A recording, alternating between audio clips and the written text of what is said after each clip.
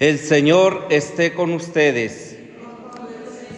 Del Santo Evangelio según San Lucas.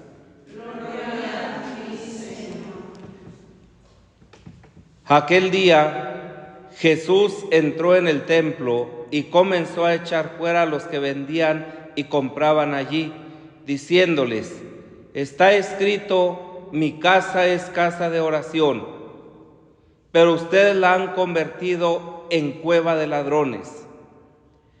Jesús enseñaba todos los días en el templo.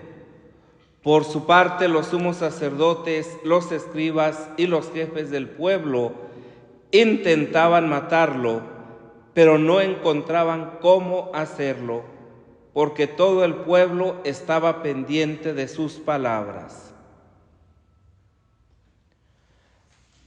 Palabra del Señor.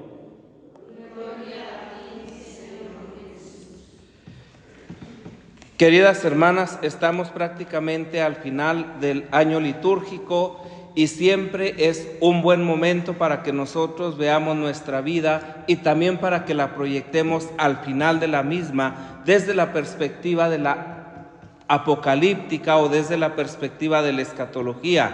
El libro del Apocalipsis, que es el libro de la revelación, presenta ciertamente algunas imágenes hasta cierto punto aterradoras, pero otras más esperanzadoras que ninguna cosa. Y por ejemplo, el episodio de hoy, ¿verdad?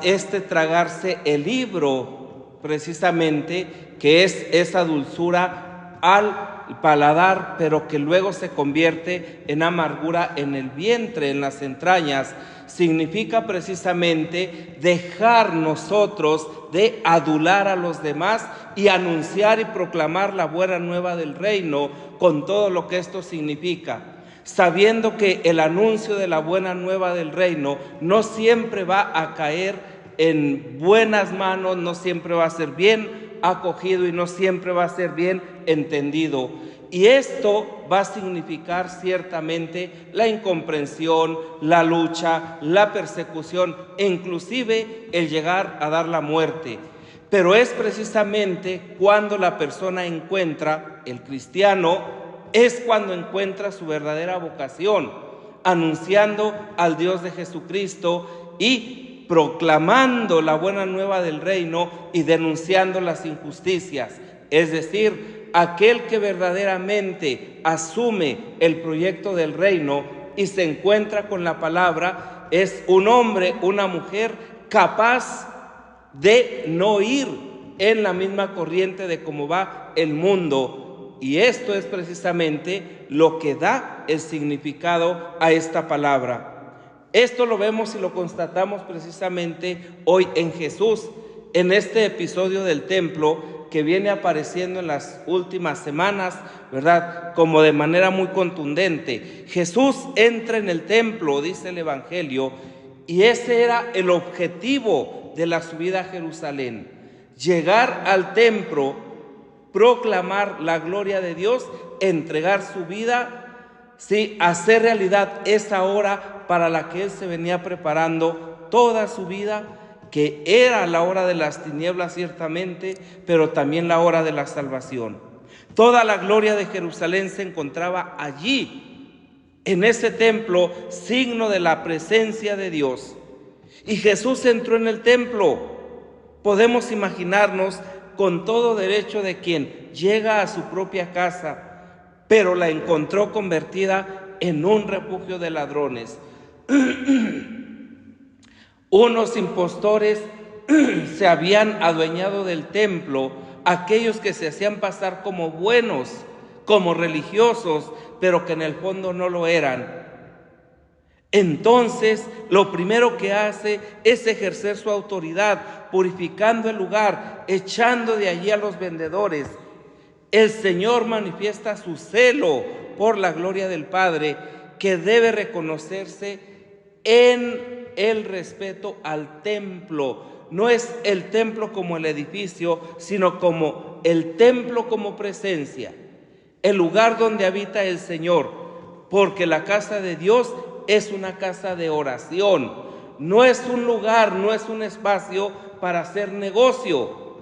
Y eso desafortunadamente pasa también en la actualidad con nosotros, ¿verdad? En nuestras parroquias, a veces hasta en nuestras comunidades.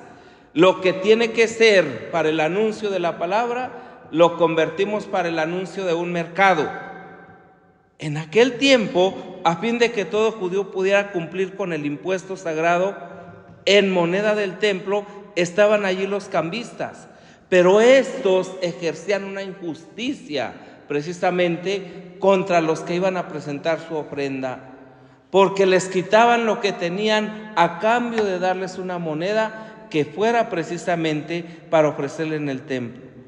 Luego se permitió el acceso a los mercaderes que ofrecían las víctimas que se adquirían para ofrecerlas en el templo, bueyes, ovejas, palomas. Y el Señor, al ver aquel espectáculo, hizo un látigo con las cuerdas y expulsó a los comerciantes y a los que compraban. El Señor no quiere que convirtamos su casa en una cueva de bandidos. Y nosotros hoy también somos mercaderes, ¿sí?, a los que Jesús reprocha cuando no hacemos de nuestro templo una casa de oración. Nosotros que tenemos en nuestros templos la presencia real de Dios en el Santísimo Sacramento, con mayor razón aún tenemos que respetar la casa de Dios. Sin embargo, no podemos perder de vista que nosotros somos el templo de Dios. Y si Jesús estuvo en contra de aquel acontecimiento, de aquel hecho en el templo físico material, en el cual había anunciado que no quedaría piedra sobre piedra, con cuánta mayor razón nosotros, como templos construidos con piedras vivas, como templos de Dios, tenemos que cuidar, proteger y respetar este templo.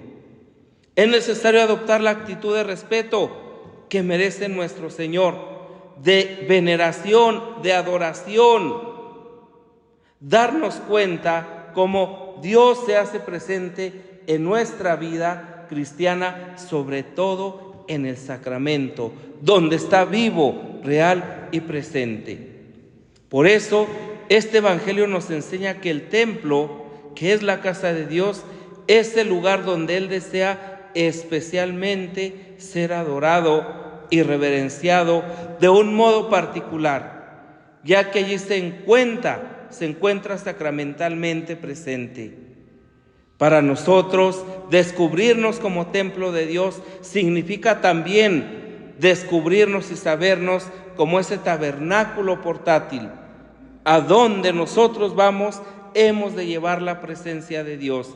Y así hemos de ver a cada hermana, a cada hermano, como el templo, como la presencia, como el consagrado, como el que está llena de Dios.